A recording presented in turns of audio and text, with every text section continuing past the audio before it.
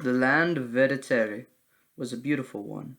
It was nestled in between two great mountains, the monstrous Berg van Julma and the towering Teve Jasatelete. Despite frequent raids from the mountain clans, out of the fertile valley grew a powerful kingdom.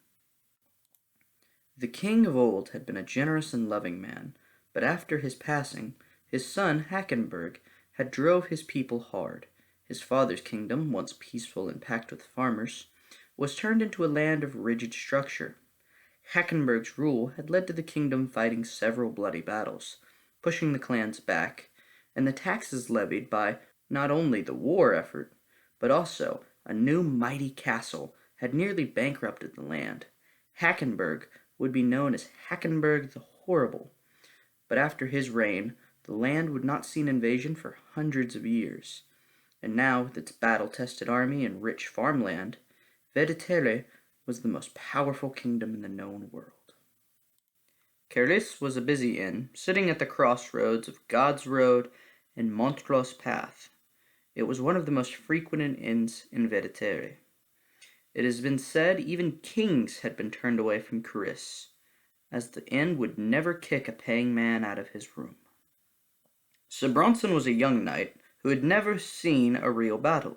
He was granted his knighthood after winning the great tourney of Kristenstall, but he did not let his inexperience dampen his pride. Bronson was riding to Hackberg's Holdfast, the great capital, to ride in the prince's tourney. Bronson had won 100 tilts in his 16 years, and had never been knocked off his horse. He was sure that if he could outperform the greatest knights in the realm, the king would surely grant him titles and lands worthy enough to match himself a marriage pact. Sir Bronson fancied a beautiful maiden from Gulfport. She was the second daughter to the Lord of Gulfport, and he lacked the station to ask for her hand. Many nights he dreamt of her, a full-breasted woman with hair kissed by fire. In truth, he had never spoken a word to her, but after seeing her in the crowd during her father's tourney, he knew he was in love. He had bested 7 men that day, even legendary Sir Garth Tonsky, a knight so renowned that even now the singer at Caris was belting a tale of his battle with the outlaw king. After taking the tourney, Bronson had been bold enough to claim her his queen of flowers, but when he sought her out during the feast, he was told she had been barred from coming. Her lord father saw it as unbecoming for her to be so openly fancied by a landless boy. So Bronson rode on with dreams of his wife-to-be filling his head both day and night. A serving girl wrapped her arms around his chest and whispered in his ear, "Such a strong knight as yourself shouldn't be spending the night alone, sir." Bronson looked upon her and saw she was commonly enough, but he knew he should be wise with his purse. He wouldn't have been the first fool to arrive at a tourney without the proper fees.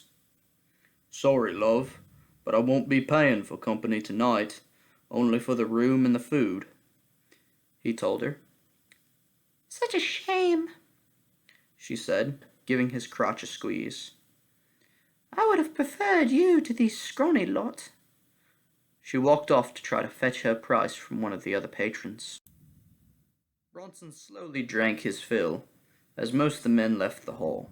Soon all that remained was him, the portly innkeeper, the serving girl, and a band of rough-looking men in rougher-looking leather jerkins.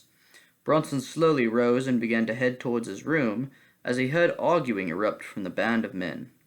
2 of them were on their feet, arguing fiercely with the innkeeper. Bronson could not overhear the words being spat, but he figured it was over coin.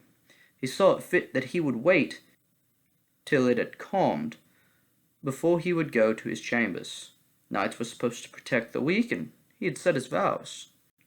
Just as the situation seemed to pass, a sword exploded through the innkeeper's ample belly.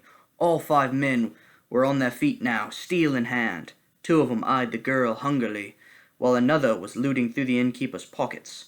But the killer and the man to his left had eyes only for Bronson.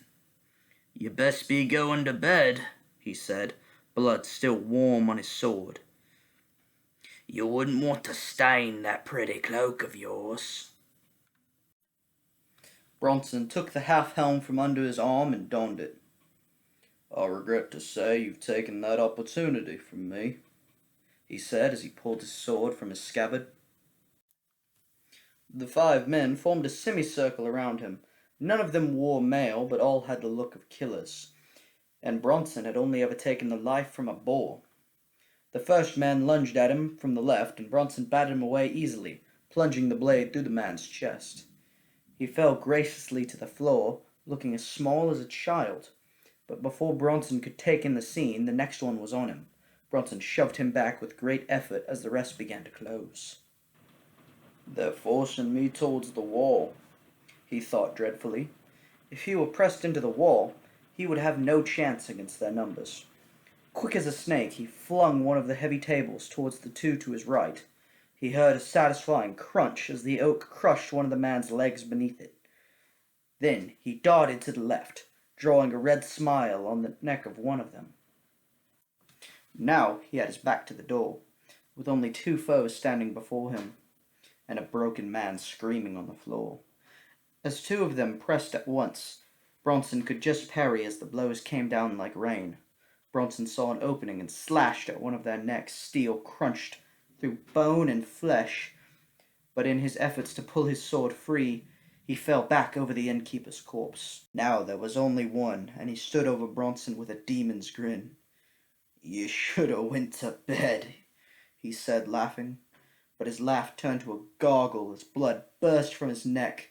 His body fell on top of Bronson, and standing over both of them was the serving girl. Covered in tears and blood, she sobbed wordlessly as Bronson struggled to his feet. He walked over to her and guided her to the chair.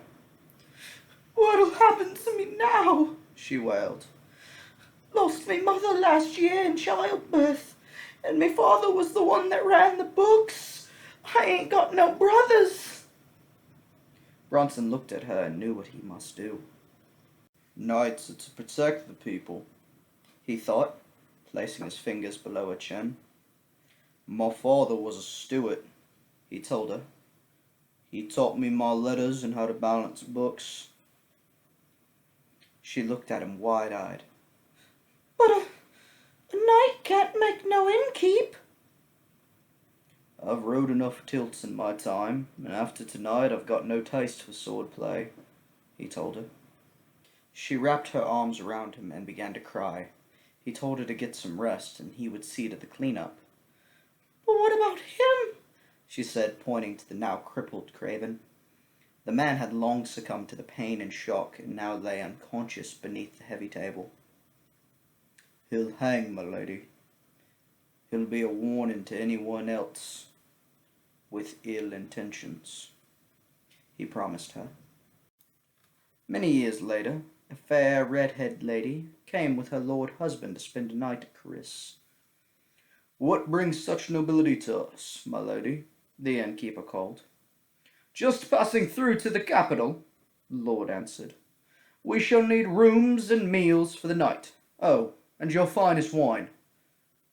"And you shall have it, my lord," the innkeep said.